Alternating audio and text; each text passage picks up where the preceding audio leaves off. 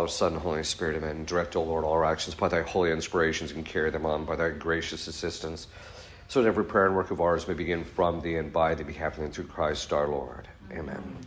Our Lady of Divine Grace, pray for us. In the name of the Father, Son, and Holy Spirit, amen. I do want to talk about a few things before we actually talk about how you avoid getting brainwashed, or avoid that process that they put you through. The one thing, though, there's a few things to keep in mind, is that anything that drags your judgment to excess or defect, like the emotions which we talked about, or there can be a variety of other things, but anything that drags your judgment to excess or defect can cause falsity in your judgment.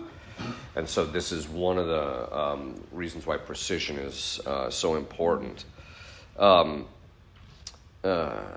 If all of the factors that can affect judgment of truth, because if you look at, so as I mentioned, the emotions can affect it, the cogitative power, if it makes the wrong associations, can affect it, etc., the wrong memories. All of that can affect the judgment. Given that, and they can affect it in subtle ways, where as I mentioned before, where you think that, say, for example, in an argument, that a particular premise and the proposition is actually stronger or greater than it actually is, you'll tend to think that the conclusion is more certain than it actually is. And so you see this a lot of times with people in their own opinions, because of their emotional attachments to their particular opinion. Then what happens is they tend to think that their view of that the conclusion that they've arrived at is more certain than it actually is. And this is something that can be somewhat dangerous. But this also gives you an indication of the fact that because there's these various factors that go into judging the truth, and it's very easy for us as human beings, because the defect of original sin or the wound from original sin of ignorance, it's very easy for us to end up in error. And so this is why it doesn't matter how intelligent you are. In other words, IQ does not guarantee or necessarily translate into knowledge of the truth. You see this even with Einstein and some of the stuff that he was saying and did, especially in relationship even to the space-time question.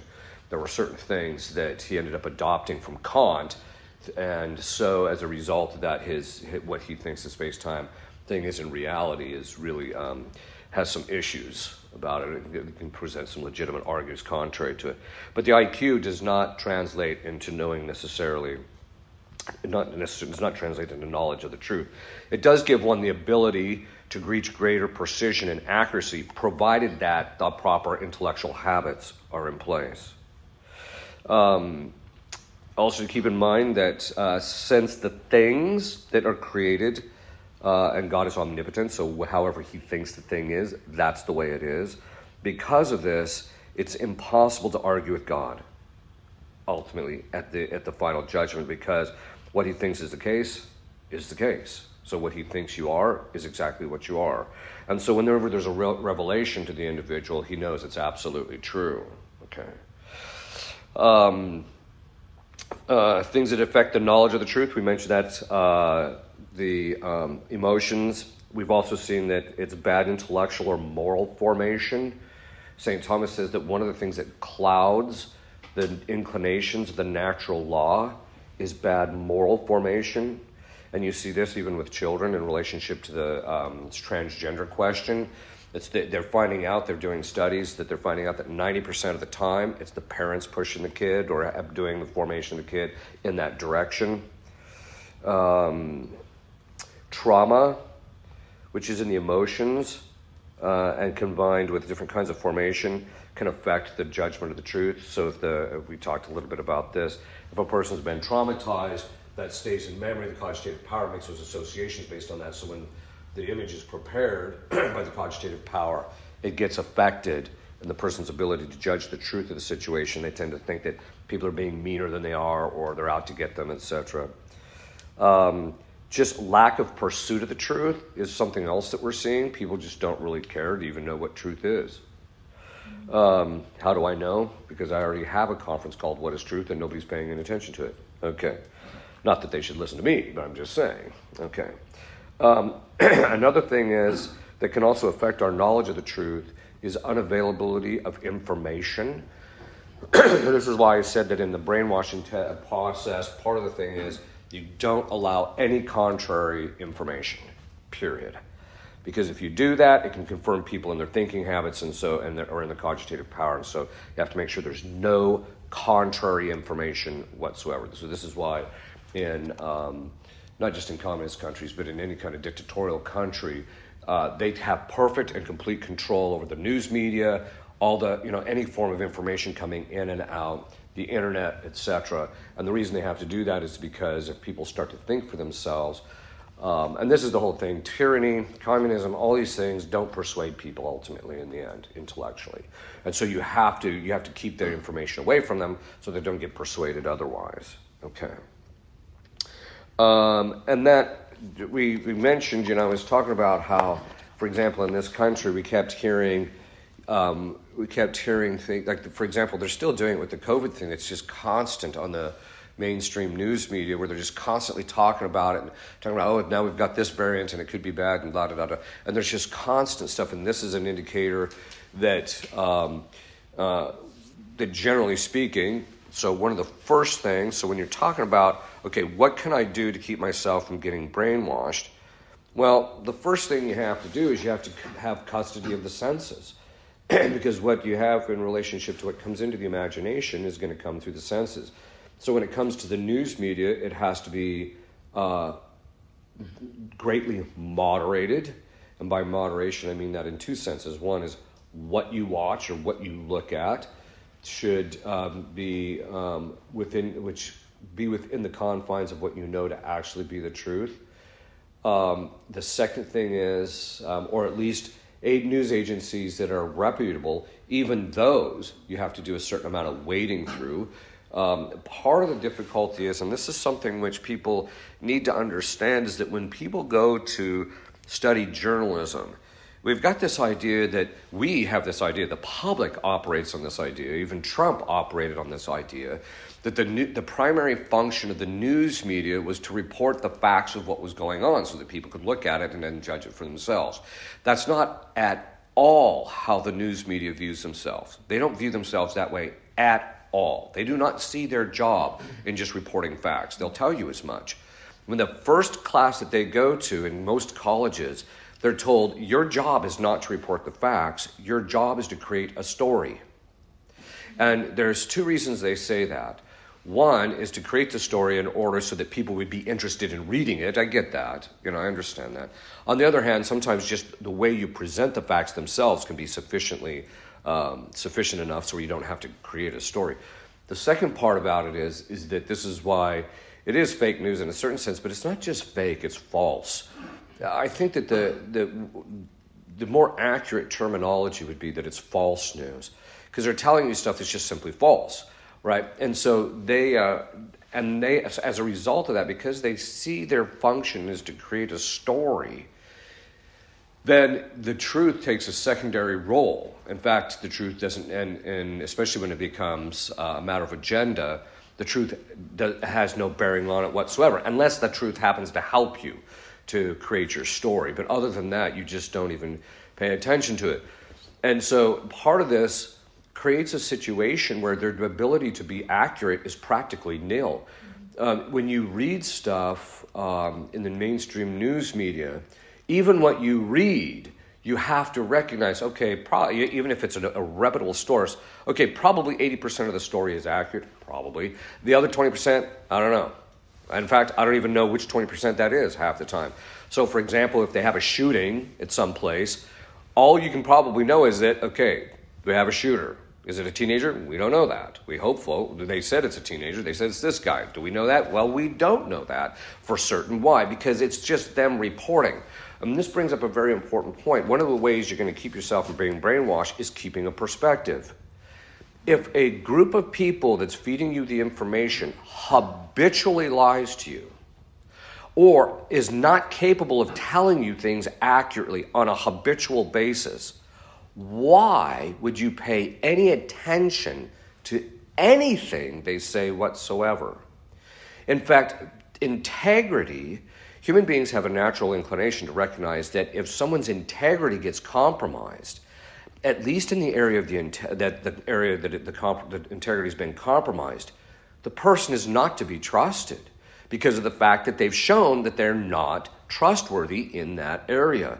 The fact that the news media has habitually lied to us, and then when they do get caught in it, or that they do finally recognize that what they've told you is true, they never correct themselves.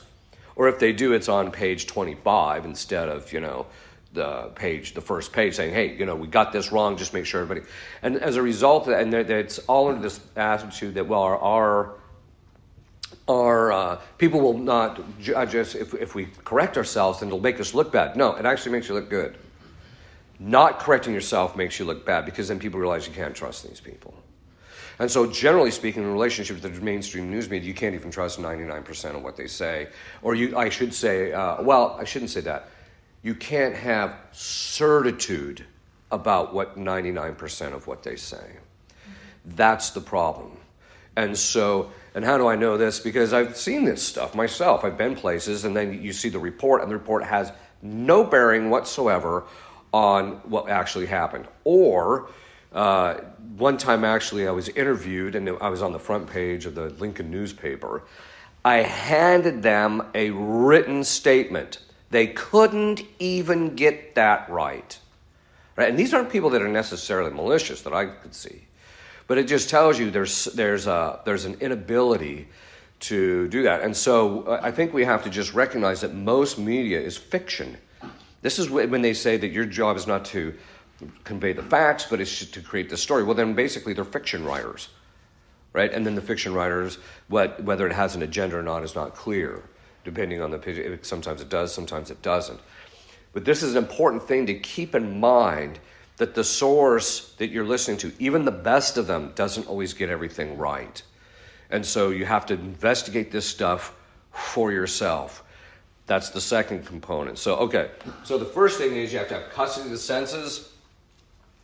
You have to be disimpassioned in relationship to the emotion. When you see this stuff happen, you have to be disimpassioned at it so that you can actually take an objective look to it. And this disimpassion can be, especially for the conservatives or the people who want to pursue the truth, or for other people, it means even a detachment even from your country. It doesn't mean you don't fight for it. It doesn't mean you don't seek the common good and do everything you possibly can for it. It simply means that if you have an attachment to your country, when it's attacked, you're not going to think clearly. Your emotions are going to arise. You're going to make judgments. You're likely to go to excess, etc. Okay, and so this is the thing that you have to always keep in mind. So you have to keep the emotions at bay. You have to continue to work on virtue. So this brings up the other question, another issue. The way you're going to get clarity in relationship to the truth is by virtue, in which your appetites don't move. They only have subsequent emotion, if they're a consequent emotion. If you reach that stage, then your head is going to be a lot clearer, and you're going to be able to judge what is said to you with a certain amount with clarity. Because remember, in the brainwashing technique, what they do is they provide you the constant information, but at the same time, they're trying to stimulate your emotional response to that thing, because they're trying to get your emotions to cause your judgment to go to excess. Okay, so what you have to do is you got to get the emotions under control through virtue. And part of that's going to be, in most people's cases, they got to disengage from the media for a while to get the emotions calmed down, get a clear head, start working on the virtues in the areas that they need it. And then when they go to the news media, they can actually take a look at it more objectively. Another component is, I mentioned this a little bit in an interview that I had recently. I said, you have to realize that we're living in an abusive relationship right now. The people in charge of our various countries are basically like domestic abusers, where they're lying to us, gaslighting us, telling us bad things about ourselves, which may or may not be true, but they're telling us these things, and they're trying to get us to feel bad so that they can manipulate and control us, right? Okay, so what that essentially means is that you have to, that the solution to people who are domestic abusers is you never address the topic of abuse.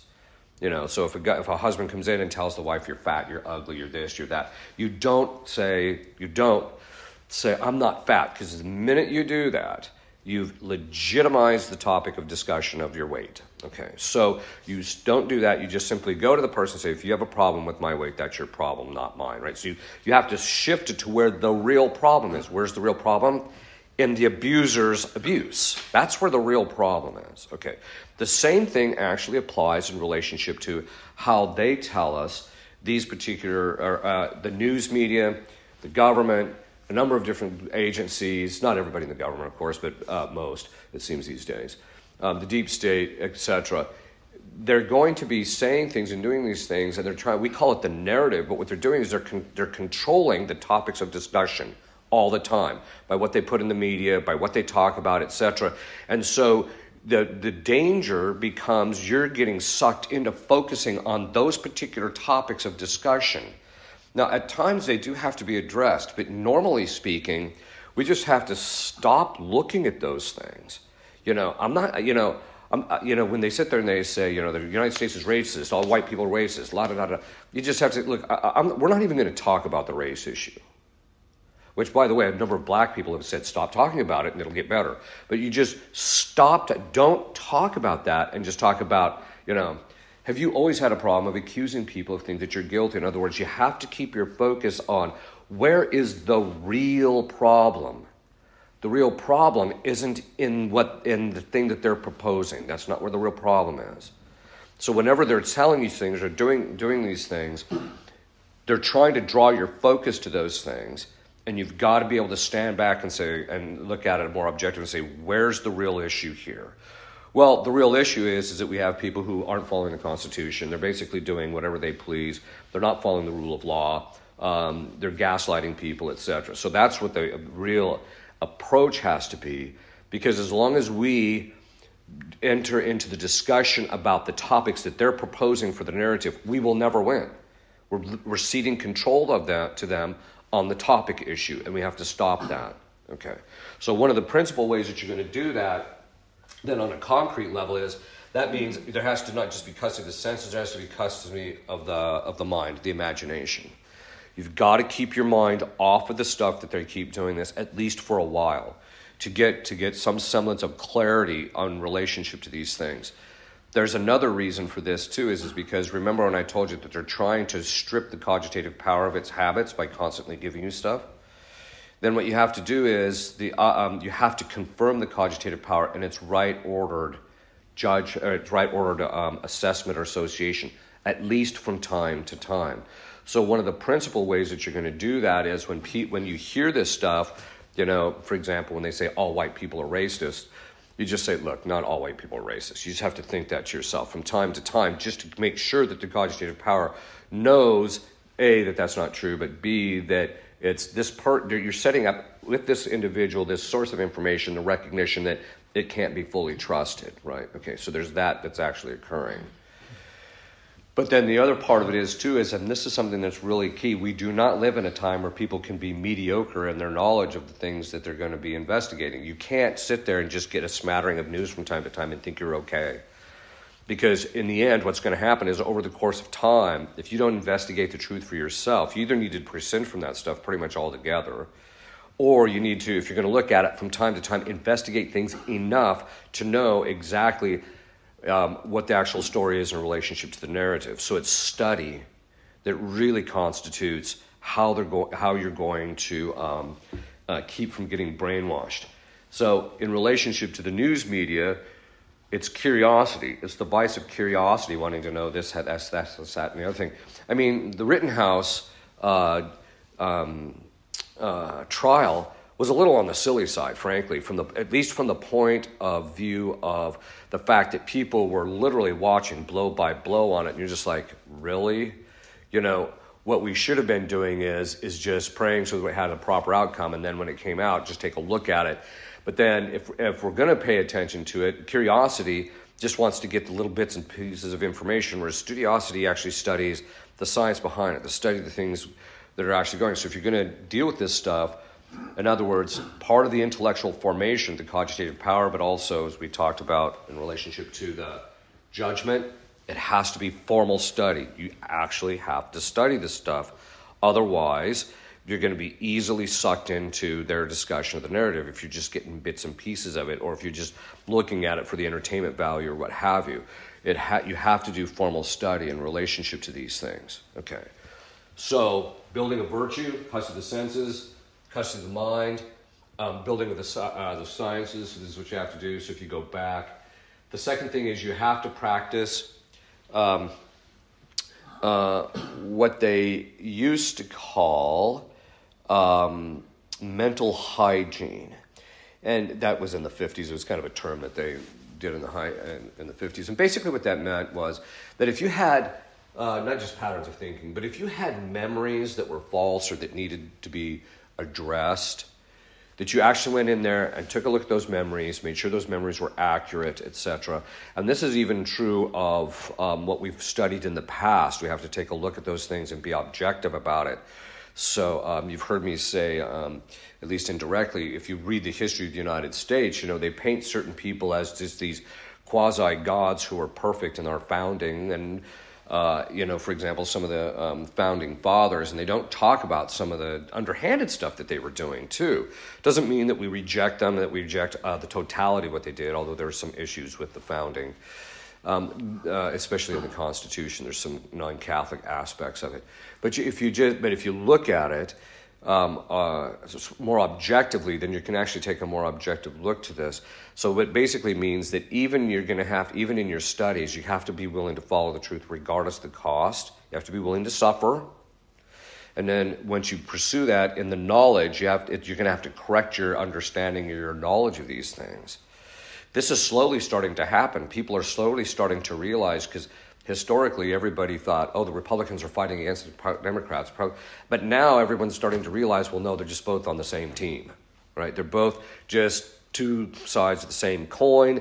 And because it doesn't matter, it doesn't seem to matter which Republican you elect, the same things happen over and over and over and over again, and we're not getting anywhere. And the Republicans, and part of the thing is we see this even with Republicans when they, when the Democrats are pushing all this stuff, they sit on their hands and go, isn't this terrible, and do absolutely nothing to just clean up the problem. So the point being is there has to be an objective look.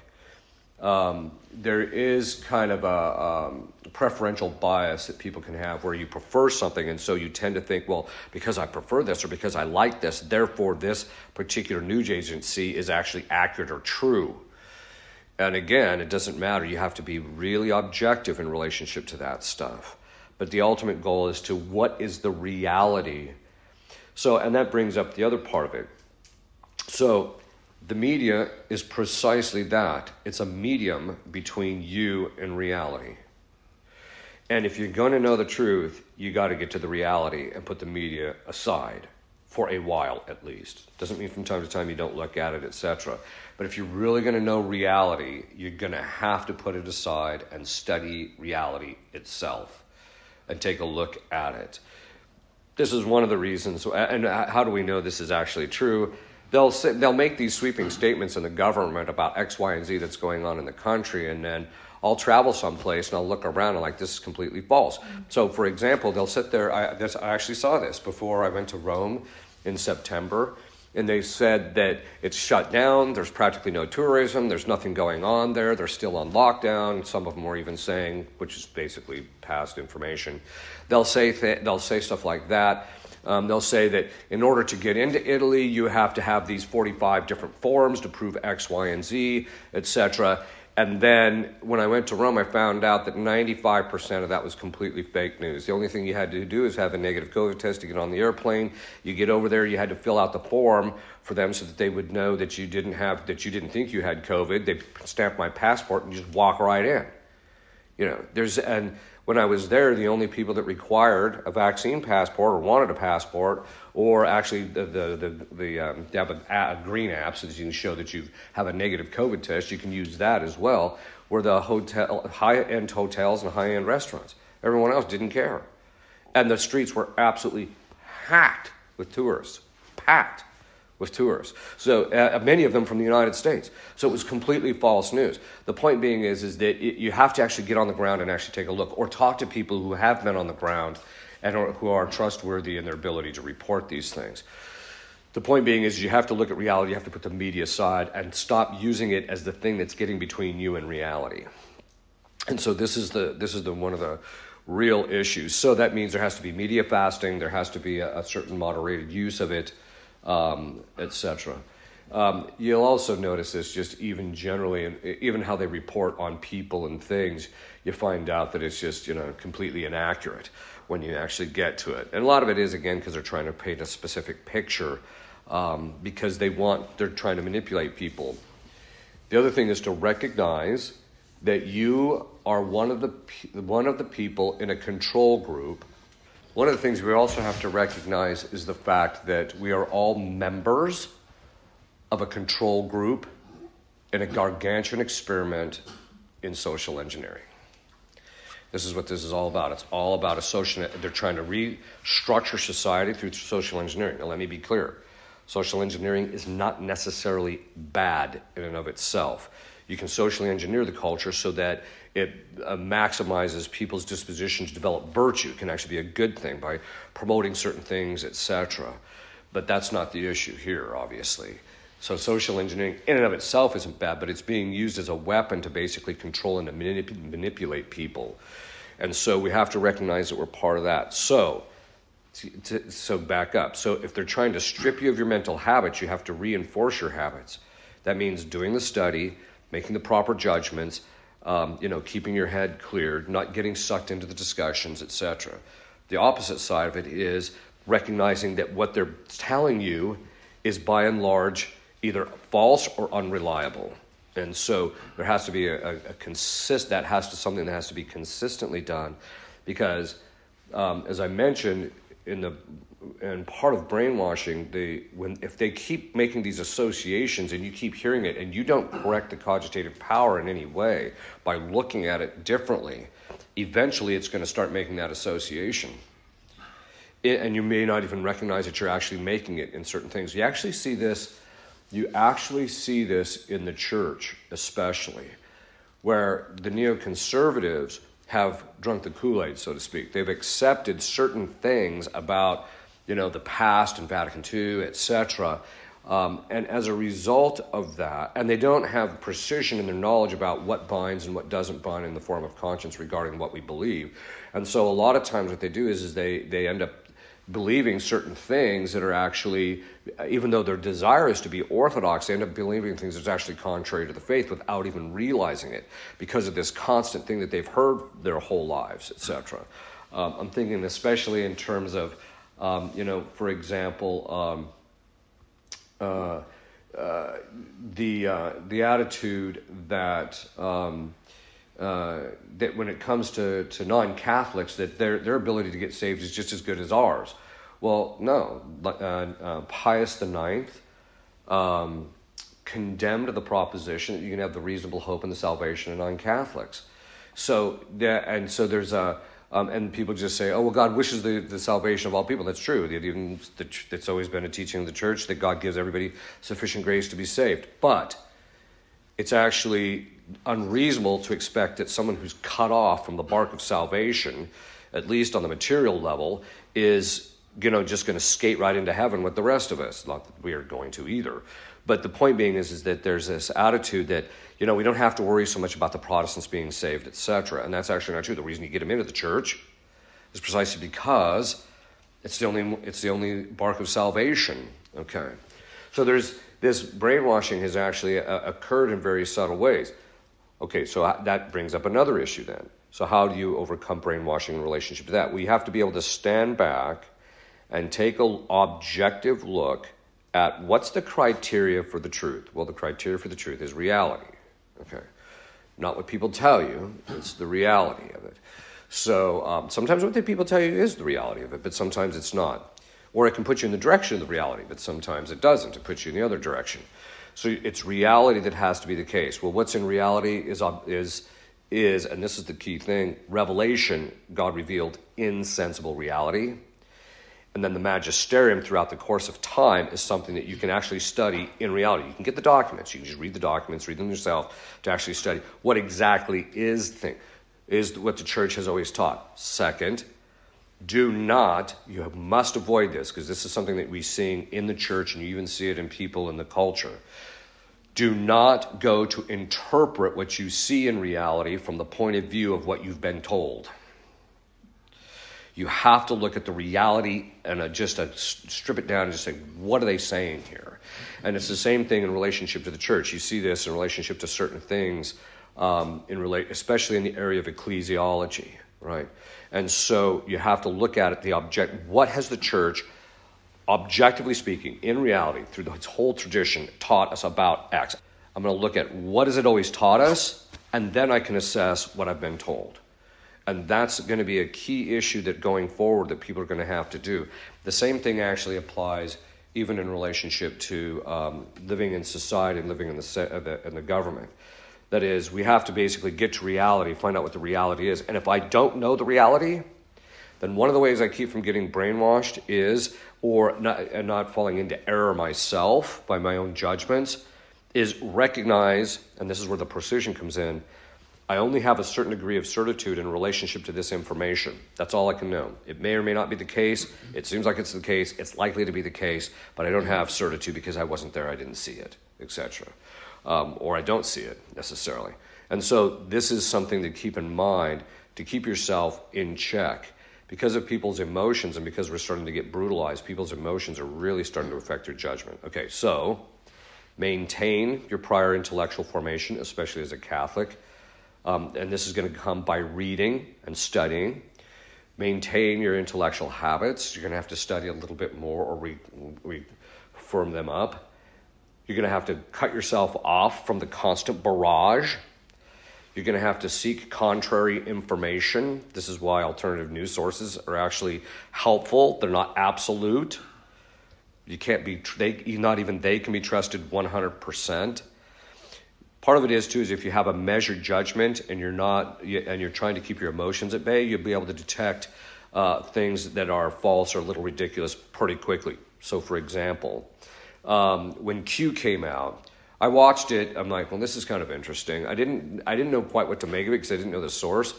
But after about 3 weeks, but by a month later, after just kind of watching what was being said, I'm like, this is bogus. This stuff never comes true. So whoever this source is, they're either trolling us or it's controlled opposition or it's this or it's that. But it's definitely not a reliable source of information, right? So that's one of the things that you can also make sure that you're not buying into things because that's what you want to hear, because that's another thing that people can do. But it's all about being as objective as possible, getting down to the reality of it. Okay, so getting the contrary information. So in relationship to them feeding you the negation, you have to get that out of you got to stop looking at the media. As far as the positive associations that they're trying to feed you, you got to stop the media, and you got to start looking at the contrary information. Where are the sources of information that are actually reliable? Now, we know that modernism, for example, has hit the church whole hog. I mean, we're just living in the middle of it. Well, that means that if you're going to try and understand the reality of what the church teaches, you have to go back first to the tradition, that is, to that time in which these things were adjudicated by the church prior to the modernism starting to influence even the magisterial members. Then from there you can build forward and see what is in congruity and what isn't in congruity with what the church has always taught. And so that's part of the methodology. The same, I think, is even true even in relationship to dealing with the mainstream news media. Sometimes you're just going to have to go back and study things or take a look at things if you're going to try and figure out what's going on in a particular set of circumstances.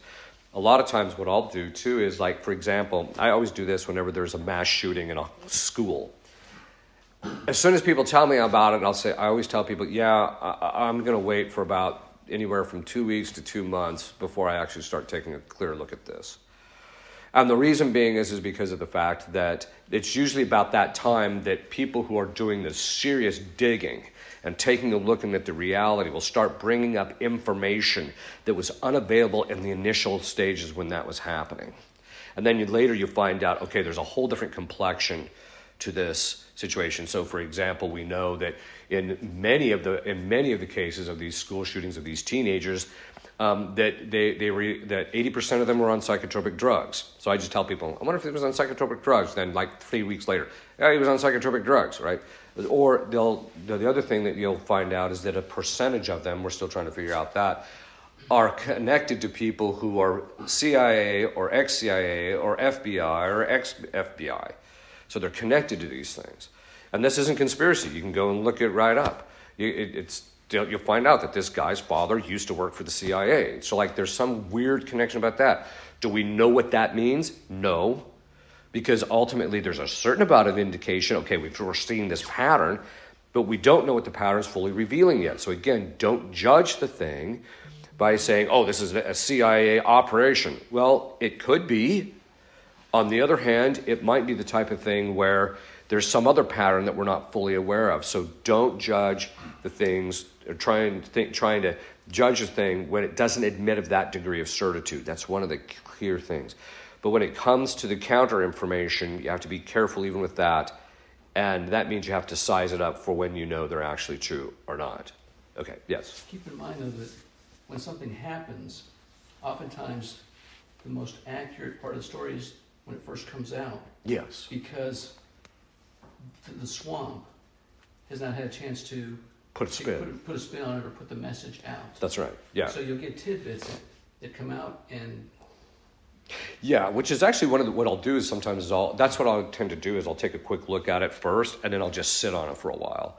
And then over the course of time, the stuff in the beginning usually becomes confirmed later. Like, oh, no, actually it was this. It was this when we were told it wasn't, etc. So, yeah, that's certainly true. Okay. Any other questions or observations? Yeah. Yeah, I wanted to ask you about the effect of your own, appetites and desires on what news media you want to look at. Yes. I'll give you some example, like,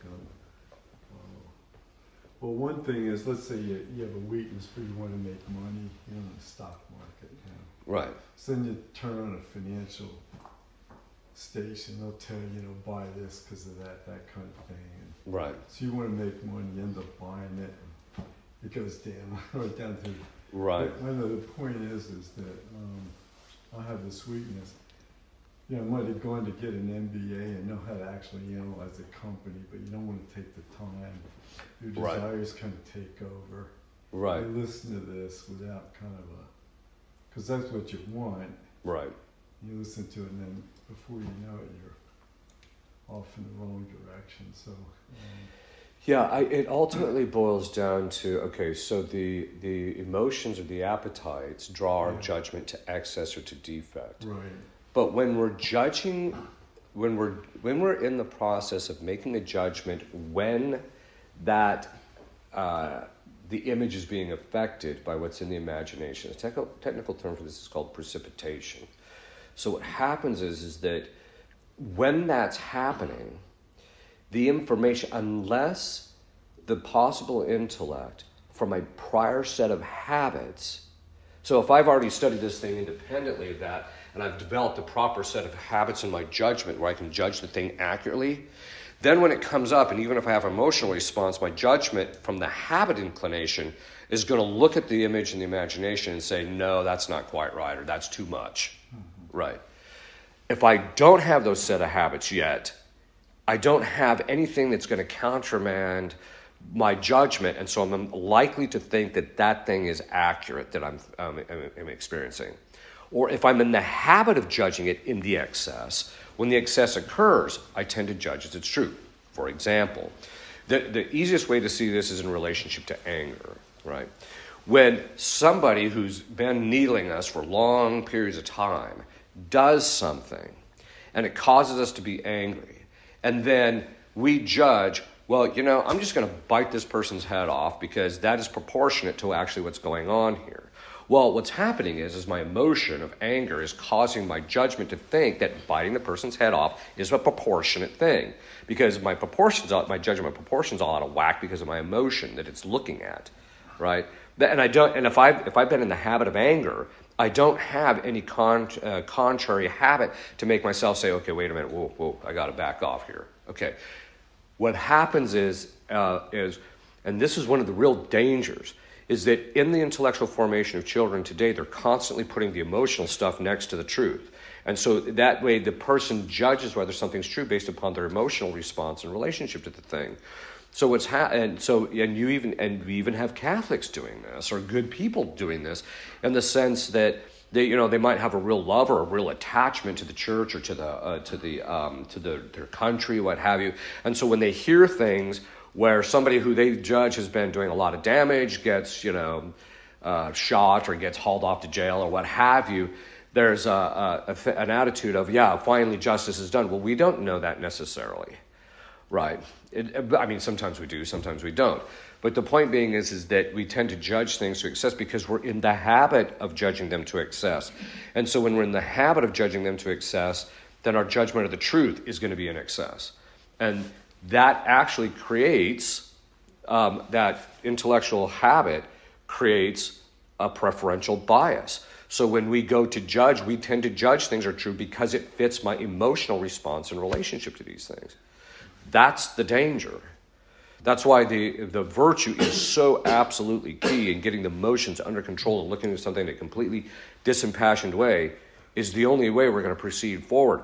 But what are the people who are trying to do brainwash us? They're doing the exact opposite. They're constantly emotionally, as I've mentioned, ladling everything they say to us or feed us. They're just burdening it with all this emotional nonsense. And the reason being is because they know that's how you affect people's judgment. And so this is one of the reasons why they have to be completely disimpassioned.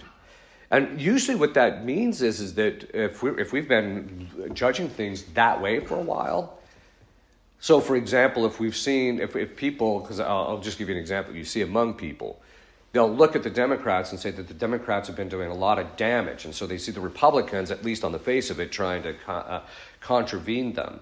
And so they get into the habit of thinking Republicans are okay and then Democrats aren't so okay. Republicans aren't perfect, but at least they're good. But over the course of time, when you start taking an objective look at the Republicans have done, like what George Bush did in the Patriot Act or what these other, they're not any different than the Democrats. The Democrats are a little bit more, we're this way and we're in your face and you just got to live with it types. Whereas the Republicans are more like, okay, we're going to do this, but we're going to do this under the guise of being patriotic while we're stripping everybody of their rights, right? So the point is it takes time sometimes for the person to intellectually begin to see the reality of it. But that means, again, the emotions can't be part of it, and you have to start looking at reality. And it's looking at that reality for a long period of time that starts to bring that judgment back into congruity with the reality of the situation.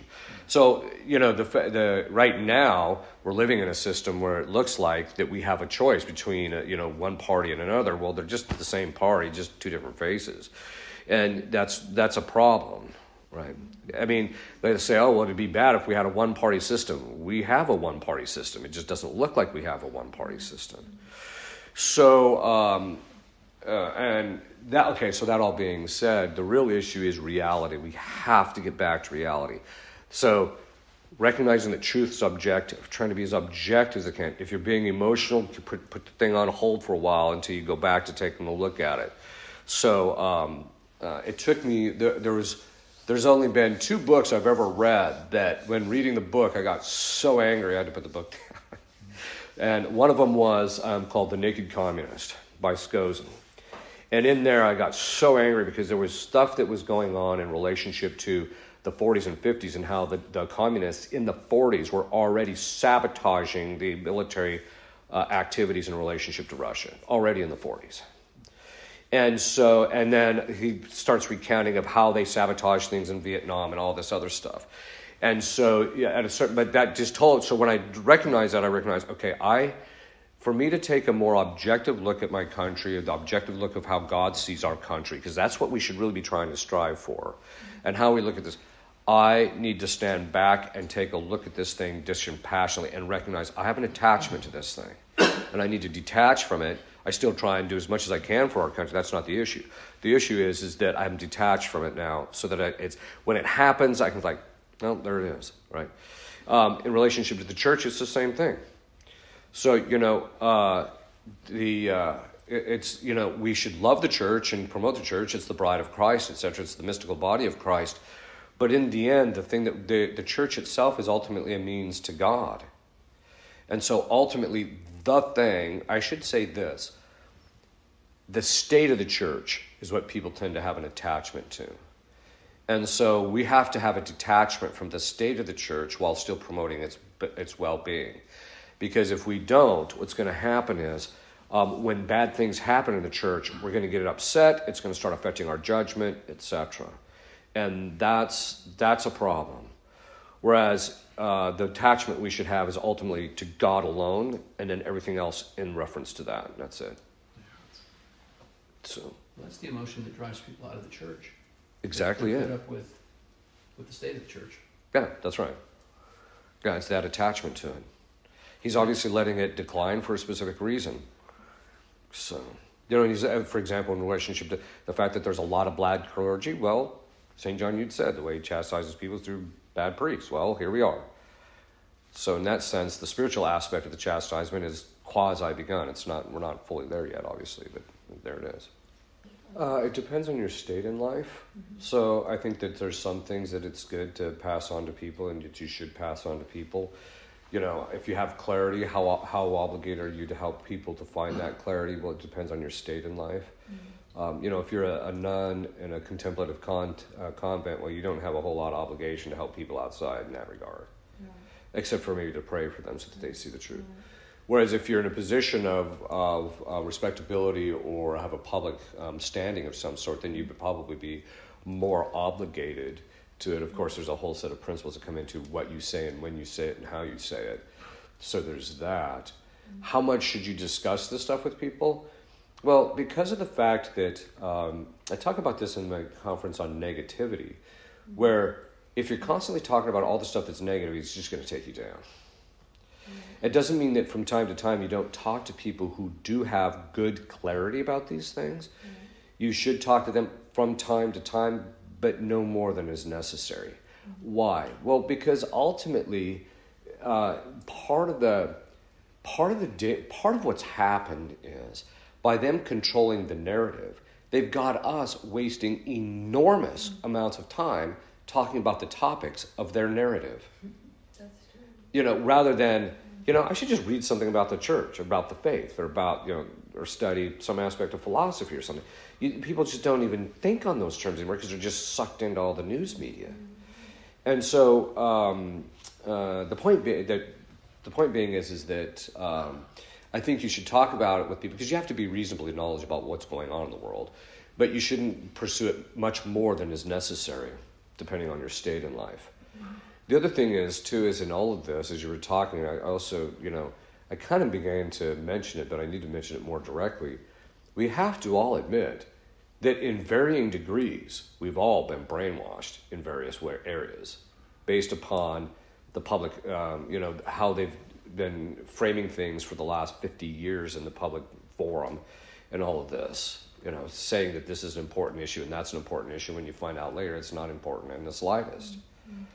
So, and so I think that, and in the past, the church would kind of see this stuff and it wouldn't say much until it began to realize, okay, we got to say something.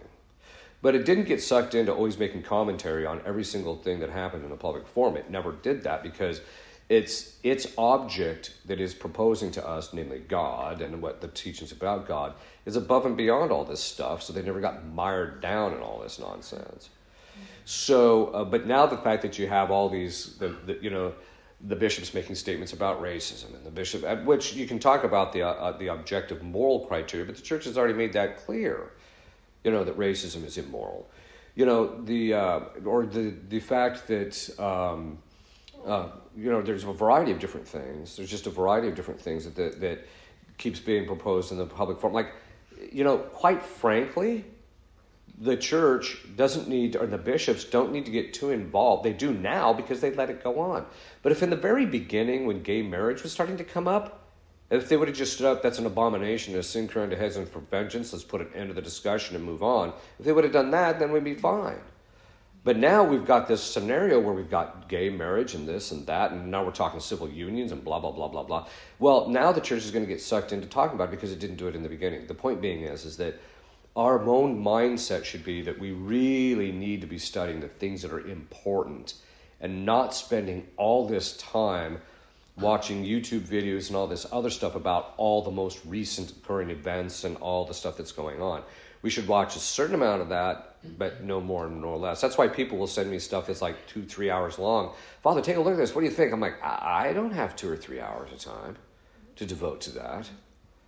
So, and if I am, I'm going to, if I got 2 hours of free time, I'm going to go read St. Thomas or go read some saint or read some, book on philosophy or theology. I'm not going to sit here and, listen to some political hack tell me what he thinks I should believe.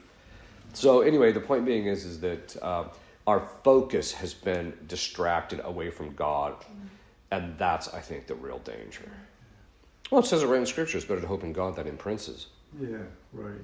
I mean, if people honestly believe that there's going to be a geopolitical or a political or what have you solution to our problem, they are just deluded. In fact, that's already a sign of a communist mindset. Because communism itself tells you that the solution to all our problems is government. And that's just completely false. The solution is God and God alone. So, and he's just letting us sink. And then he'll step in and say, see, I'm the only thing that can save your bacon. Yeah, okay, so the first is you have to get the media side. So objectively, you have to put that aside, and that means you have to start looking at reality. So basically, that just means engaging in things that actually deal with concrete reality. It also means study, not curiosity, not looking at them straight, but actually study the books and study those things that are going to give me a better set of intellectual habits to be able to understand reality and understand these things. And sometimes that can even include history, studying history, but even the history books, it's kind of funny because one of my friends, which everybody knows is Ryan Grant, and sometimes I'll ask him about some particular thing in history I know a little bit about, but then he starts telling me all this backstory, and you begin to realize that a lot of times what we've been told publicly is only just a small part of it, and if you actually know the full backstory, it changes how you understand the whole thing, right? So, but the point being is that I think, so it's putting this stuff aside, doing serious study. I think the other thing is not that I'm a hippie kind of guy, but I think there has to be a certain amount of contact with nature and reality. I think that one of the things that our modern way of life is doing is disconnecting us from how we understand just physical things even work. So, for example, this was like 20 years ago. They polled kids in the inner city in New York and asked them where milk came from, and they thought it came from the same factory that made Coke. So that's the sign that we're that disconnected, right? Or another one, I'm sure you saw this. This was actually entertainment. This woman put in one of these personal ads during the hunting season and says, "Hunters, why do you have to kill animals to get your meat? Why don't you just do what the rest of us do and go to the grocery store?" Okay. So this is a sign that people are just completely disconnected from reality. And I think part of that is getting back into things that involve using your hands and certain things. It doesn't have to be brutal manual labor, but there has to be a reconnection with just the physical reality. But the main thing is the reality is if you're going to understand reality well, you have to have the proper set of intellectual habits, and that's going to come through study. And so we have to study these things, study them first before we go and do that. Okay, yes. There's that, but it's also part of the building of the virtue. So as you build the virtue, your emotions will become under control, and so then you won't be making these bad associations. Some of it is if you just realize that I've just misjudged, say, the Republican Party all my life. Well, then I gotta basically go back and start disassociating all that stuff in my cogitative power and start taking a look at my memories and start looking at things a little bit differently. Yeah. Or even take a more extreme case of that. What would happen if, you were a prisoner of war and they're literally doing physical brainwashing on you? Well, the principal thing that you have to do is try and maintain these habits that you know are true to the degree that you can, that formation that you had to the degree that it's true, to the degree that you can. And so in other words, it just simply becomes more an act of the will of looking at these things. And that actually I'm glad you asked that question, because it brings up another issue to this too, is that actual grace enlightens the mind and strengthens the will. So you can ask for God's grace to give a better grasp of reality. Right? In fact, if you actually look at it, every actual grace that you receive in your intellect gives you a better grasp of reality, whether it's about yourself or about other things or other people, etc. It's ultimately about getting you more clued into reality. And sometimes it's even about God. So, but you can ask for God to give you the grace to keep your perspective. But the other thing is too is when you're actually, like, for example, when they would torture people physically, the emotional response is all it depends on how proficient people are in the level of virtue. Because the more virtuous you are, the more likely, and it's not an absolute, but the more likely you are to be able to keep that formation, those habits in the intellect formed and alive, right, and focused. But otherwise, like if you're in a concentration camp, then what you have to do is you have to rely a little bit more on God. But then the other thing is you have to keep your intellectual focus. And when they're telling you things or looking at things, there's two things you have to do. Is one is the stuff that you know is false. You say no, it's false internally, not necessarily externally, but internally. The second component is the stuff that you don't know is whether it's false, true, or false. You have to make the judgment of I don't know. Don't try and say it's not true or it's not false. You have to just say, okay, in other words, you have to judge it to the degree of the reality of how well I know the thing, rather than trying to get certitude about something you're not going to get certitude about. So that would be one of the ways that it'd be done. No, that's absolutely true. People don't want to suffer. Yeah. They'd rather live in this alternate reality. It's the whole Matrix. I mean, the Matrix was a genius. It's Plato's allegory of the cave put to a modern context. And I think that's actually true. This is one of the reasons why we're in a bad way right now. Because I think we are to the point where if most people were offered the truth or offered a comfortable and happy and a life that they consider to be delightful, they would take it. Reality is actually beautiful if you know what you're looking at.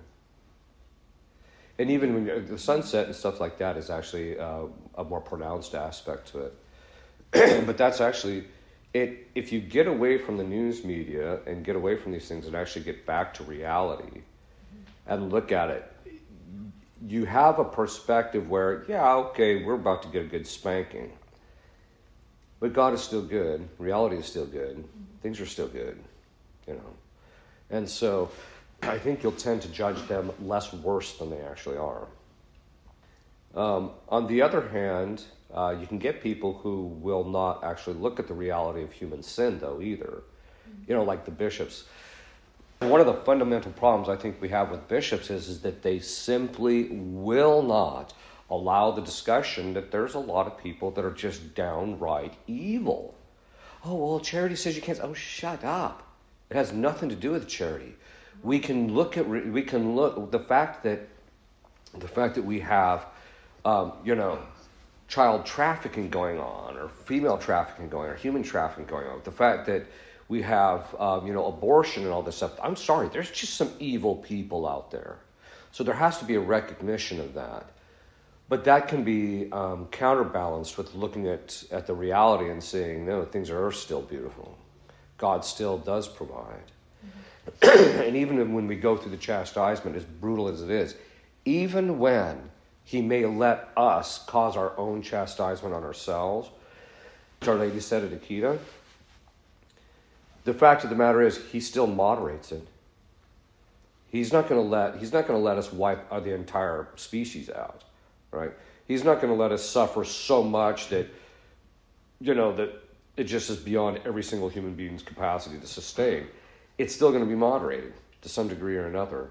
And whatever he does allow us to suffer is going to be something which will help us to learn, and if we approach it properly, will help us to be better.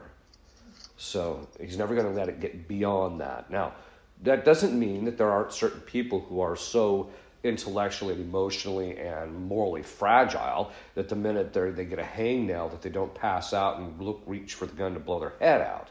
I realize there are those kinds of people. As we go on, our culture is getting more and more of those.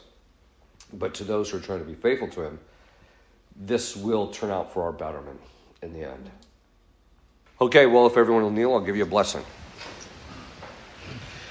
Benedictio Dei omnipotentis, Patris et Filii et Spiritus Sancti, super vos et semper. Amen.